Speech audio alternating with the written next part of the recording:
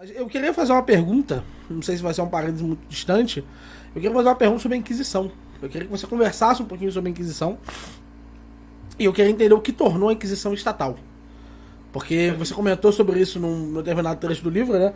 Que um momento em que a Inquisição passa a ser muito mais complexa, né? No momento que ela passa a ser estatal, mas eu não vi uma descrição de por que esse processo acontece. Perfeito, perfeito. Beleza? Então, vamos falar da Inquisição como um todo.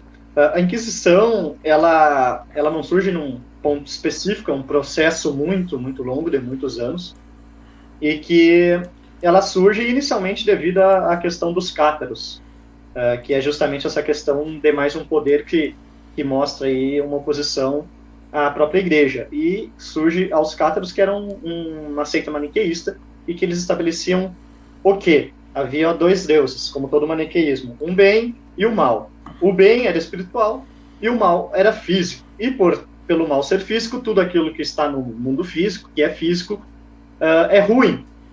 Ou seja, dessa premissa que eles tinham, eles começaram a tirar muitas conclusões que levavam eles a fazer muitos atos que um libertário com certeza vai repudiar e que a própria população da época repudiava. Por exemplo, eles começaram a atacar igrejas, atacar padres, atacar a população no geral, atacavam mulheres grávidas porque viam dar à luz, né, a maternidade como um dos maiores pecados, porque está trazendo outro ser humano ao mundo físico, que é um mundo ruim.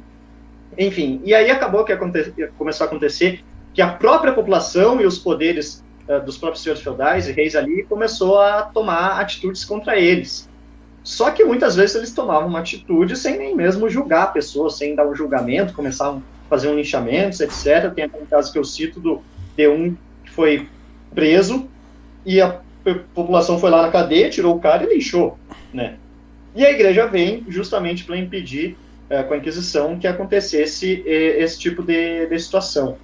E aí ela acaba pegando para si o poder para julgar esse tipo de casos. E com a Inquisição vem alguns avanços que eu cito no livro, vou deixar com vocês os gostinhos de descobrir quais são lendo o livro, não vou entregar tudo aqui, mas indo direto para a pergunta do Miorim, que é a questão de como houve essa usurpação, né? Então, onde houve a usurpação do poder estatal? Basicamente, a gente pode dizer em dois lugares, que é a Inquisição espanhola e a portuguesa, tá? Onde houve as principais usurpações do poder da igreja. Inicialmente, tanto a Inquisição espanhola quanto a Inquisição portuguesa, elas tiveram o aval da igreja e operavam em conjunto com a igreja. Para católicos, não é isso? Isso. Reis católicos. Atuavam em conjunto com a igreja. Tá? Mesmo porque a Inquisição, ela per si, ela não matava ninguém. Ela condenava e quem acabava executando a pena era o poder civil. A igreja, per si, não fazia o derramamento do sangue.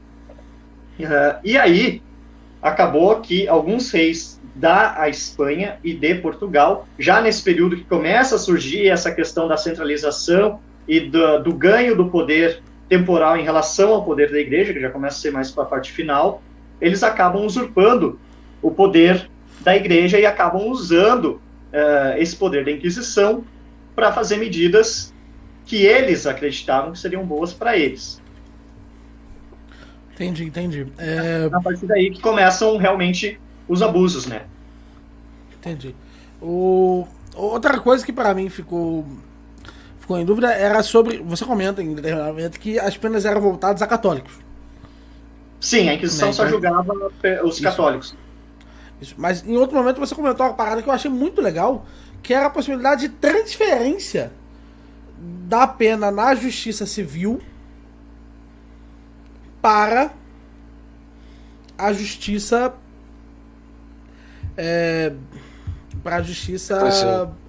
canônica. Perfeito. Não é isso? Como que era isso? Perfeito. Então, isso ocorria por causa que a justiça canônica, por via de regra, ela era muito mais branda e muito mais justa do que muitos da justiça civil. Só que a gente tem que lembrar que a justiça canônica ela só julgava católicos, ela não julgava mais ninguém. Mas Thiago, ouvi falar que na Espanha depois teve julgamento de mouros islâmicos e de judeus. Sim, houve, mas aí já não era mais a igreja. Que nem eu acabei de falar, houve uma usurpação do poder pelo Estado, e aí foi o Estado que acabou fazendo isso. Inclusive, o caso dos judeus é um caso bem mais profundo, que de falsa conversão dos judeus por outras questões próprias políticas da região. Tá? Então, se a pessoa era católica, podia acontecer, em alguns casos, de ocorrer essa transferência, da pessoa poder pedir essa transferência, mesmo porque a Inquisição ela não julgava apenas os casos ditos apenas de heresia, bruxaria, né? Falam que a igreja matou 700 trilhões de ruivos, né, na Idade Média. Não era só esse tipo de casos, tinham casos que eram casos muitas vezes convencionais que qualquer tribunal poderia julgar. E aí poderia ocorrer essa transferência. Perfeito. Assim, essa questão da Inquisição, a Inquisição tinha dois tipos, né, eu gosto de falar, a Inquisição secular e a Inquisição religiosa mesmo.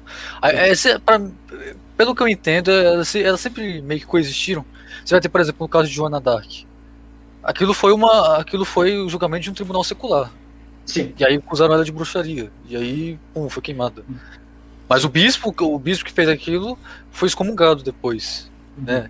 Você vai ter esses vários casos e um desses casos, por exemplo, de falar de caças bruxas, né, que dizem, eram ou resultados, né, dessas inquisições seculares, ou, né, inclusive, um dos motivos para a Inquisição ter sido intensificada foi justamente regular mais ou menos isso,